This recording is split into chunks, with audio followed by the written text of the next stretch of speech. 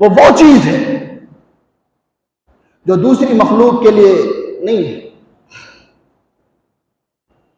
और इंसान के अलावा, जिन्नात के अलावा जो मखलूक अल्लाह ने पैदा किया, उनके लिए कोई मकसद भी नहीं अल्लाह ने बयान किया। वो सारी मखलूक को अल्लाह ने पैदा किया इंसानों के लिए, इंसान की जरूरत की तकमील के लिए अल्लाह ने पैदा किया, चाहे जो भी हो। हर किसी को अल्लाह ने इंसानों की जरूरियात के लिए पैदा किया।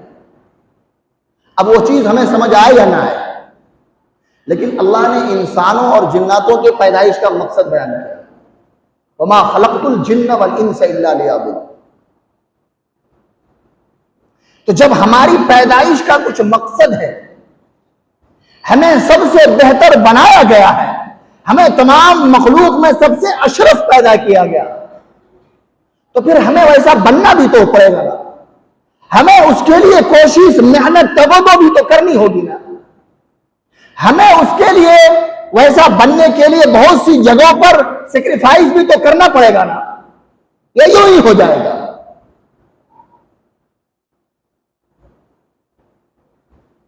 कुरान में जगह जगह कुरान एक जगह कहता है, या अय्युहल्लज़ीना आमनू कू अनफुसकुम व अहलीकुम नारा वक़ूदुहा अन्नास वल हिजारा। ए ईमान वालो, तुम अपनी अहलो अयाल को आग से बचाओ। आग से बचाओ, ये कैसे होगा? ये सारी चीजें कैसे हो सकती हैं? इसके लिए जरूरी है कि हम उसकी बेहतरीन तालीम और बेहतरीन तरबियत की फिक्र करें।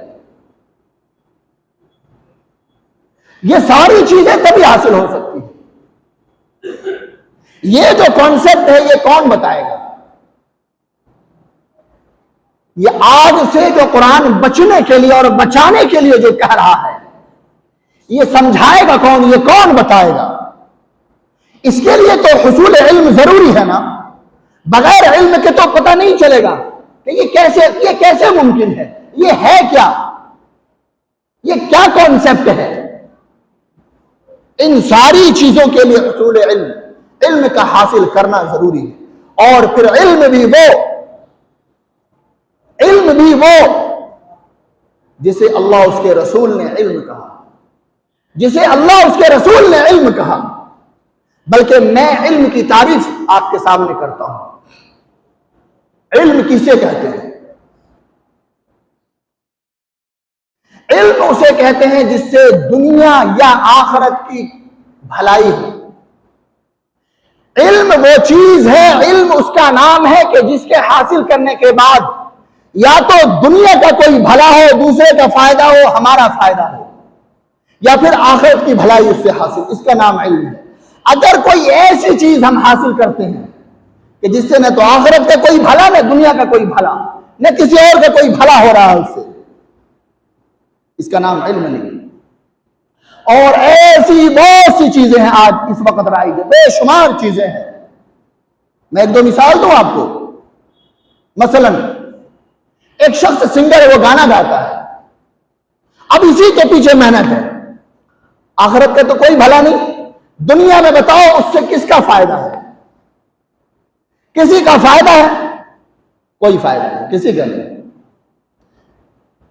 एक शख्स डांस करता है, दुनिया में कोई फायदा है कि उसके डांस से किसी को कोई फायदा हासिल हो सकता है?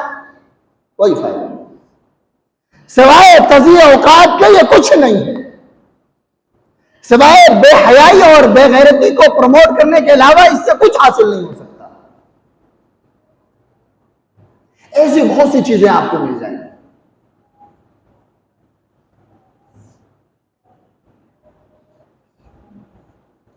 तो इल्म नाम उसका है जिसके जरिए से या तो आखिरत की भलाई हासिल हो, नसीब हो, या फिर ये कि दुनिया में उस इल्म के जरिए से किसी का फायदा हो। ये इल्म है। अब इसके अलावा अगर हम कुछ हासिल करते हैं तो फिर वो कुछ और है, इल्म नहीं। अब इन्हीं चीजों को कुरान की इस आयत से मैं जोड़ करके मैं आपके सामने बात रखता हूं। कुरान कहता है, या अय्युहल्लज़ीना आमनू कू अनफुसकुम व अहलीकुम नारा। कि ईमान वालों, तुम अपने अहलो अयाल की, तुम्हारे मातहत में जो लोग हैं, चाहे वो जो भी हो, तुम्हारी औलाद है, तुम्हारे भाई हैं, कुछ भी जो भी तुम्हारे अंदर में आते हैं, तुम्हारी गार्जियनशिप के अंदर जो लोग भी आते हैं, तुम जिनके गार्जियन हो, तुम इनकी फिक्र करो, तुम इनकी फिक्र में लग जाओ, और फिक्र ऐसी कि कल कयामत के दिन वो आग से बच सके। अब मैं यहां पर एक बात कहता हूं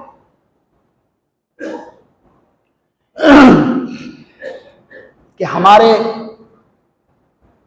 जो वालिदैन हैं, जो पेरेंट्स हैं, जब उनके बच्चे जवान होते, बड़े हो जाते हैं, तो बाज औकात वो बच्चे औलाद के नाफरमान,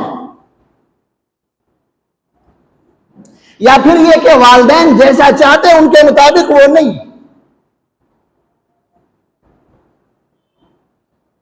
तो आज के इस दौर के हिसाब से मैं आपसे बात कर रहा हूं कि यहां पर बसा औकात ऐसा देखने को मिला है कि जिस वक्त वो औलाद, वो बच्चा था, जिस वक्त उस वालिदैन को चाहिए था कि उनकी तालीम, उनकी तरबियत की फिक्र करे, उनकी तालीम के पीछे, उनकी तरबियत के पीछे मेहनत करे, तगोदो करे, उस वक्त उस शख्स ने कुछ नहीं किया। या फिर अगर तालीम और तरबियत की फिक्र भी करी तो कुछ ऐसा हासिल किया, कुछ ऐसा पढ़ाया, कुछ ऐसी जगह में भेजा जहां से कुछ हासिल नहीं हो सकता। अब जब वो बड़ा हो गया तो अब हमारी फिक्र है कि औलाद हमारी बात नहीं सुनती, औलाद हमारे हिसाब से चलती नहीं है। कैसे चलेगी? तुमने जो बोया है वही तो काटोगे ना। तुमने बबूल के दरख्त बोए हैं, तुम कैसे चाहते हो कि बबूल के दरख्त बोने के बाद कांटे हमें ना लगे? तुमने अल्लाह उसके रसूल का तारुफ कराया होता, तुमने उसे बताया होता कि वालिदैन किसे कहते हैं, वालिदैन की अहमियत क्या है, औलाद का मकाम और मर्तबा क्या है, वालिदैन का मकाम क्या है, भाई और बहन का मकाम क्या है, आइज़ा और अकरबा की अहमियत क्या है। अगर ये सारी चीजें बताई गई होती, तुमने ये सिखाया होता कि अल्लाह उसके रसूल के नजदीक इनकी क्या अहमियत है, क्या मकाम है, क्या मर्तबा है, तो फिर बात अलग होती ना। आज बेशुमार ऐसे लोग मिलते हैं। मैं ये बात इसलिए नहीं कह रहा, बल्कि मैं ये बात इस वजूहात और इस बिना पे कह रहा हूं कि मैं यहां जब से मैं पढ़कर आया हूं, 10 साल तकरीबन हो गए इस मदरसे को, मैंने बहुत से ऐसे तालिब इल्म को देखा कि जिनके घर वालों ने भेज दिया यहां, कभी कोई खबर नहीं, कोई खैरियत नहीं दरियाफ्त किया, किस हाल में है बच्चे, पढ़ रहे हैं नहीं पढ़ रहे हैं, उनके पास खाने के लिए, उनकी जरूरत के लिए कोई चीज है भी या नहीं। जब वो बच्चा किसी लायक बन गया, किसी लायक हो गया, तो अब हालत यह कि वो अपने वालिदैन को पूछता नहीं, खैरियत भी दरियाफ्त नहीं करता। अब कहते हैं कि पढ़ने के बाद मदरसे में पढ़ाया, हाफिज भी बनाया, और फिर अपने वालिदैन की खैरियत दरियाफ्त नहीं करता। कैसे करेगा? तुमने दरियाफ्त किया था? जब उसकी खैरियत नहीं थी तुमने पूछा था? तुमने उनके लिए कितनी फिक्र की थी? तुमने उस वक्त जितनी फिक्र की थी आज वो उतनी ही करेगा। यह फितरी तौर पर है, यह कोई तब्दील नहीं कर सकता, इल्ला यह कि अल्लाह किसी के दिल में इतनी शफकत, इतनी मोहब्बत डाल दे, वो अलग है। वरना मैं ये बात इसलिए कह रहा हूं कि ये दुनिया तो दारुल असबाब है। आप जैसे असबाब इख्तियार करेंगे नताइज वैसे ही मिलने वाले हैं। तो जरूरत इस बात की है कि हमें अपनी औलाद और अपने मातहतीन की फिक्र करनी चाहिए। हम सारे काम को छोड़कर सबसे पहला काम हमारा जो होना चाहिए वो ये है कि हम उसकी तालीम और उसकी तरबियत के लिए फिक्रमंद हो जाए।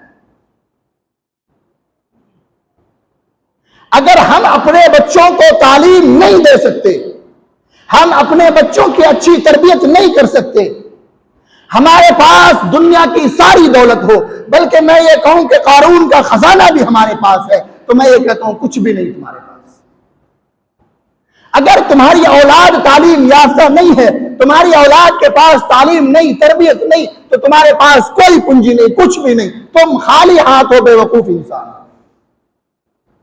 तुम्हारे पास दुनिया की कोई दौलत नहीं, लेकिन तुम्हारी औलाद तालीम याफ्ता है, तुमने अपनी औलाद को तालीम और तरबियत के जेवर से संवारा है, सजाया है, तो तुमसे ज्यादा मालदार शख्स इस रोए जमीन पर नहीं कोई। तुम बेहतरीन बाप हो, तुम बेहतरीन गार्जियन हो।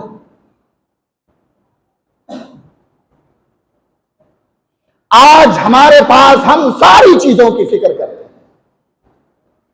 अगर फिक्र सही माने में, सही तरीके पर, सही चीज की फिक्र जो करनी चाहिए वो नहीं करते। बाज लोग करते नहीं, बाज लोग कर नहीं पाते।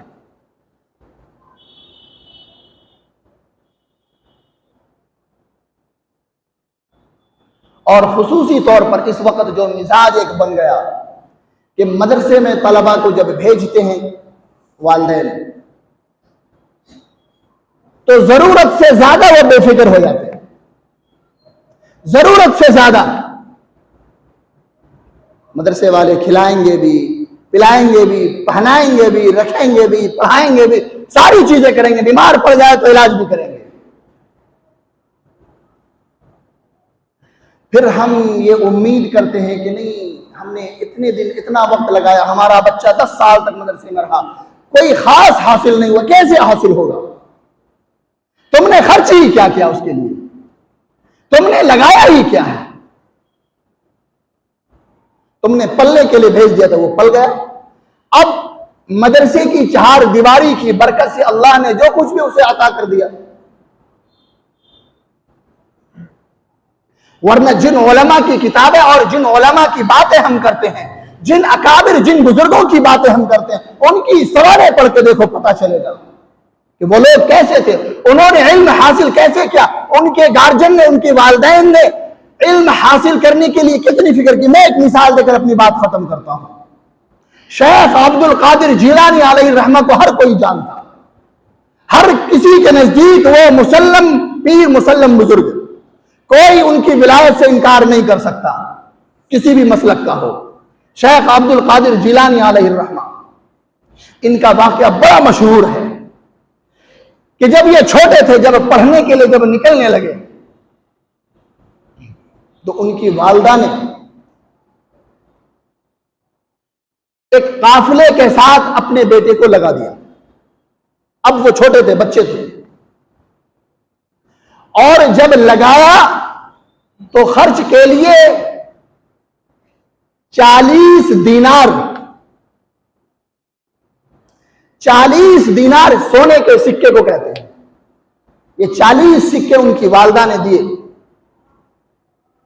और इस तरह से उनको दिया कि नजर किसी की ना पड़े, क्योंकि उस वक्त के दौर में जो रास्ते होते थे वो मामूल नहीं होते थे। अब वो काफिले के साथ चले, रास्ते में वो काफिला लुट गया, पूरा काफिला लुट गया।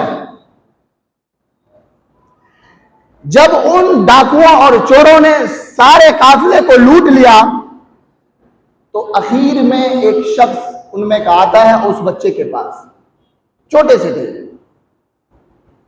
ऐसे ही उनसे पूछ लिया कि भाई तेरे पास भी कुछ है क्या? उन्होंने कहा हाँ है। तो उसने पूछा क्या है बताओ? वो कहने लगे मेरे पास 40 दीनार है। 40 दीनार बहुत बड़ी रकम है, आज भी है। तो जिसने पूछा था उसे लगा एक छोटा सा बच्चा ऐसे ही कह रहा होगा, उसने कोई ज्यादा सीरियस नहीं लिया उस बात को। उसके बाद जो उस डाकू का जो सरदार था, जब वो वहां पर पहुंचा, जब बातचीत होने लगी, तो उसने ऐसे ही बातों बातों में कह दिया कि इसमें एक छोटा सा बच्चा था, मैंने ऐसे से पूछा, उसने कहा मेरे पास इतने इतने पैसे हैं। अब उसने कहा अच्छा बुलाओ उसको। फिर उनको बुलाया, बोला हाँ भाई कितने पैसे है तेरे पे? उन्होंने कहा 40 दीनार है। बोला दिखाओ कहां है बताओ। तो उनकी वालिदा ने अंदर किसी आस्तीन के बराबर में कोई जेब बनाया और वहां पैसे डाल दिए थे ताकि नजर न पड़े किसी की। बहुत हिफाजत के साथ उन्होंने निकाल के दिखा कि देखो यहां है। अब वो सारे जो लोग थे उनको बड़ा ताज्जुब हुआ कि भाई लोग हमसे अपना माल छुपाने के लिए कितने झूठ बोलते हैं, कितने तरीका इस्तेमाल करते हैं। तो उन्होंने कहा कि भाई तुमने झूठ क्यों नहीं बोला, हम तो वैसे भी तुम्हें पूछते नहीं, और अगर पूछते, अगर चेक भी करते तो हम यहां तक तो नहीं पहुंचते, मेरी निगाह यहां तक नहीं जाती थी, तुम बचा सकते थे ये माल अपना। तो उन्होंने जो जवाब दिया, इससे पता चलता है कि वालिदैन कैसे होते थे। जब वालिदैन ऐसे हो, जब माँ ऐसी हो, जब बाप ऐसा हो, तो फिर औलाद शेख अब्दुल कादिर जिलानी बनती है। उन्होंने जवाब दिया कि जब मैं घर से आ रहा था तो मेरी वालिदा ने पैसे दिए और एक नसीहत की थी, बेटे झूठ न बोलना कभी, हालात जैसे भी हो, हालात जैसे भी बन जाएं, झूठ नहीं बोलना, क्योंकि झूठ मेरे रब को पसंद नहीं है, किसी सूरत झूठ पसंद नहीं है। मेरी वालिदा ने नसीहत की थी, मैं अपनी वालिदा की बात कैसे ठुकरा सकता था। अब देखिए ये एक छोटा सा एक वाकया है, लेकिन इस वाकये ने इतना असर डाला उन सारे चोर और डाकुओं पर कि उन सारे ने उसी वक्त उस बच्चे के हाथ पर तौबा किया और सारे काफिले का माल लौटाया, और सारे के सारे उसी वक्त तौबा ताइब होकर के चले गए, फिर दोबारा कभी इस रास्ते पर नहीं आए। तो तालीम और तरबियत की फिक्र जब इस दर्जे होती है, जब ऐसी होती है, तो फिर औलाद शेख अब्दुल कादिर जिलानी बनती है। अल्लाह रब्बुल इज्जत से दुआ करें कि अल्लाह ताला हम सबको कहने सुनने से ज्यादा अमल की तौफीक अता फरमाए। व आखिर दावाना अल्हम्दुलिल्लाहि रब्बिल आलमीन।